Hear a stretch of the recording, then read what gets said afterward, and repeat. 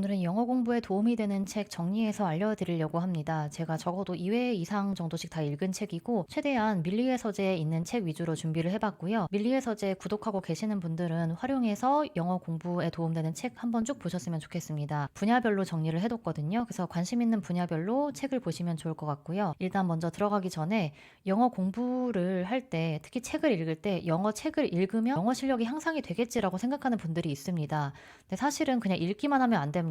왜냐면 영어 책을 읽고 나서 그 책을 암기를 하고 내가 실제 활용을 해보고 반복적으로 복습을 해주셔야 됩니다. 그래서 저는 단권화라는 방법을 많이 쓰는데요. 책을 읽고 유용한 표현들을 뽑아서 정리한 다음에 자주 볼 수 있도록 계속 엑셀 파일에 저장을 해두고 그때그때 열어보는 방법입니다. 그래서 이 방법은 이따가 설명을 드릴 거고요. 일단 첫 번째로 노트 테이킹 책을 소개해 드리려고 하는데요. 이 책 같은 경우는 톡번역대학원 재학 중이시거나 아니면 준비하고 계신 분들 아니면 토플에서도 노트 테이킹 활용하시는 걸로 알고 있거든요. 그런 분들이 사용하시면 좋은 책입니다. 네, 노트 테이킹 같은 경우 이렇게 기호를 만들어서 영어 들리는 내용을 적고 그 다음에 다시 전달할 때 이 기호를 보면서 기억을 떠올리는 훈련이거든요. 그래서 실제로 저도 이렇게 노트를 만들어서 활용을 많이 했습니다. 사실 이 기호 같은 경우는 본인이 만드시면 되고 다른 사람 걸 그대로 가져와서 쓰진 않으셔도 되고요. 왜냐면 내가 이 기호를 보고 기억하는 내용과 다른 사람이 기억하는 내용이 다를 수 있기 때문에 본인만의 기호를 만들어서 써주시면 됩니다. 그래서 실제 현장에서 노트 테이킹을 했던 자료고요. 보시면은 기호보다는 단어 위주로 많이 나열한 것을 보실 수 있는데요. 이거는 현장에서 너무 상황이 급박하게 돌아가거나 아니면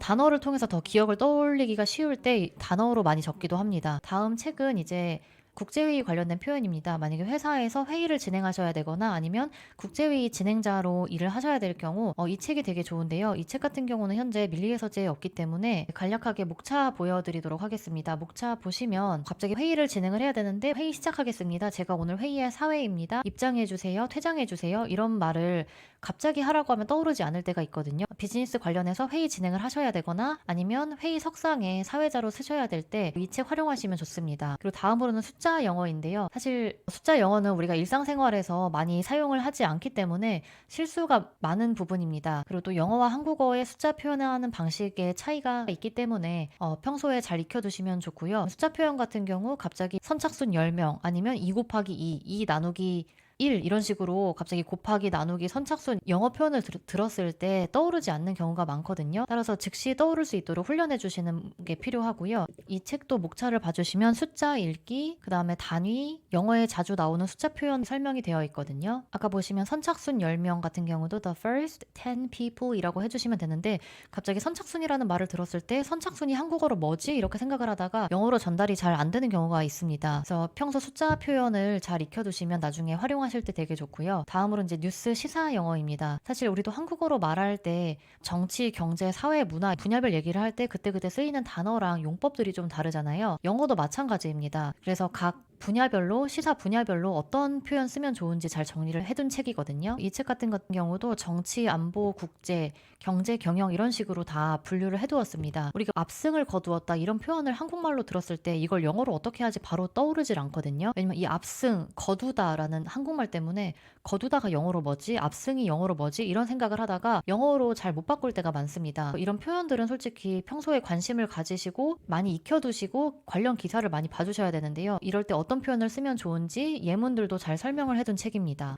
다음으로는 이제 말랑말랑한 영어 표현인데요. 너무 딱딱한 영어, 교과서 위주 영어만 공부를 하셨다면 이런 말랑말랑한 영어들이 사실 표현이 잘 안 됩니다. 그래서 여러 가지 책을 준비를 해봤는데요. 이제 김영철 타일러의 진짜 미국식 영어, 그리고 올리버 쌤의 영어 꿀팁, 진짜 미국식 영어 표현 책을 추천드리고 싶고요.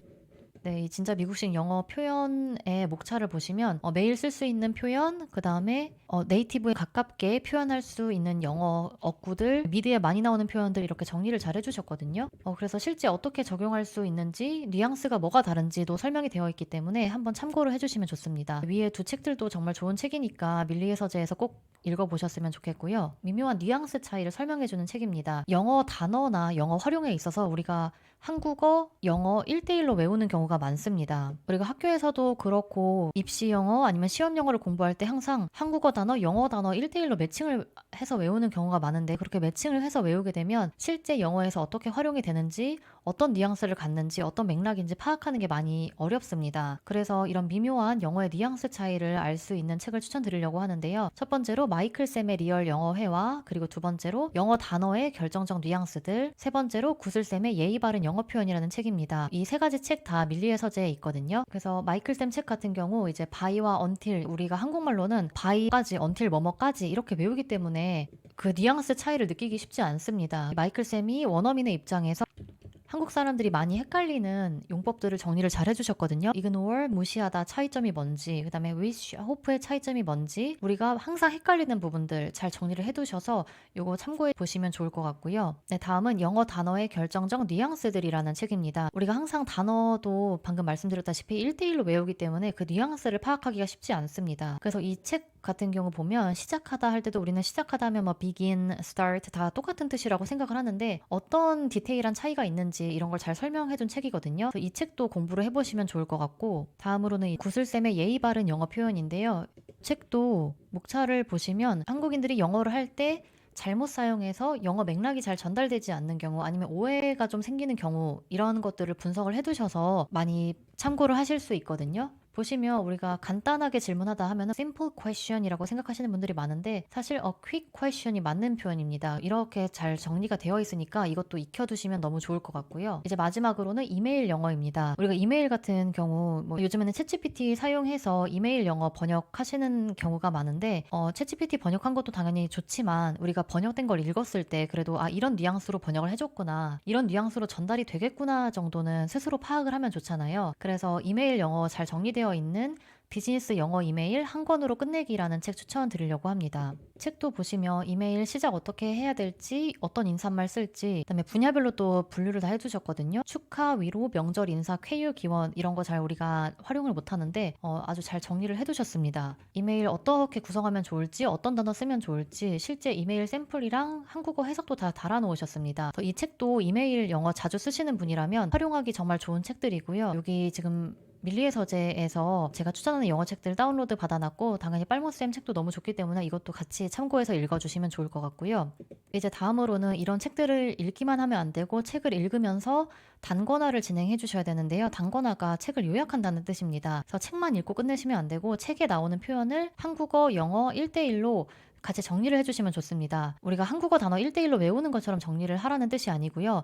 가다, 고, 뭐 이런 식으로 정리를 하라는 게 아니라 어느 정도 맥락에 일치하게 정리를 해주시는 게 좋습니다. 그래서 저도 분야별로 정리를 하는데요. 보시면 이제 시사 관련된 책을 읽으면서 시사에서 많이 쓰일 만한 표현들, 이런 식으로 구 덩어리로 정리를 많이 해두거든요. 우리가 속담 관용어구 표현들도 이제 한국말에서 영어로 표현할 때 바로바로 떠오르지 않는 경우가 많아서 이런 부분도 쭉 정리를 해뒀고요. 그 다음에 경제 금융 분야 공부를 할 때는 레이달리오 책 있는데 이것도 나중에 소개를 해드리려고 하거든요. 그래서 레이달리오 책 영어 원문, 한국어 번역본 보면서 같이 정리를 해두었습니다. 이렇게 구문 단위, 그 다음에 중요한 단어들 같이 정리를 해두었고요. 회계 같은 경우도 회계 관련 책 보면서 이제 업무할 때 필요해서 이렇게 정리를 해둔 내용들입니다. 그래서 분야별로 필요한 부분 책을 읽으면서 꼭 이렇게 하지 않으셔도 되고 본인만의 방식으로 정리를 해두시면 됩니다. 그래서 책을 읽고 내용을 이해를 하고 이렇게 내가 정리해둔 자료들을 보면서 이 내용들을 계속 읽고 입으로 말하고 또 실제 활용도 해보셔야 됩니다. 그래서 어느 정도 익숙한 표현들은 다 익숙해졌다고 표기를 해주시면 되고 필요한 부분만 계속 누적해서 정리를 하면서 반복 암기를 해주시면 됩니다. 따라서 오늘 말씀드린 루틴은 분야별로 필요한 책을 읽고 거기서 내가 필요한 내용을 추출을 하시고 내가 원하는 방식으로, 내가 쉽게 볼 수 있는 방식으로 정리를 하시고 그걸 계속해서 반복해서 봐주시고 암기를 해서 소화를 하고 평소에 활용을 해주시면 이렇게 한 사이클로 공부를 해주시면 제대로 된 영어 실력 향상을 느끼실 수 있습니다. 그래서 영어 책은 많이 읽는 것도 당연히 중요하겠지만 제대로 정리해서 정말 나한테 필요한 부분을 온전히 내 것으로 만드는 것이 중요합니다. 그래서 오늘은 영어 공부에 도움이 되는 책 이렇게 분야별로 정리를 해드렸는데요. 밀리의 서재 있으신 분들은 밀리의 서재 들어가셔서 필요한 부분 보시면서 공부를 해보시면 좋을 것 같습니다. 궁금하신 사항은 댓글로 남겨주시면 댓글 답 달아드리도록 하겠습니다.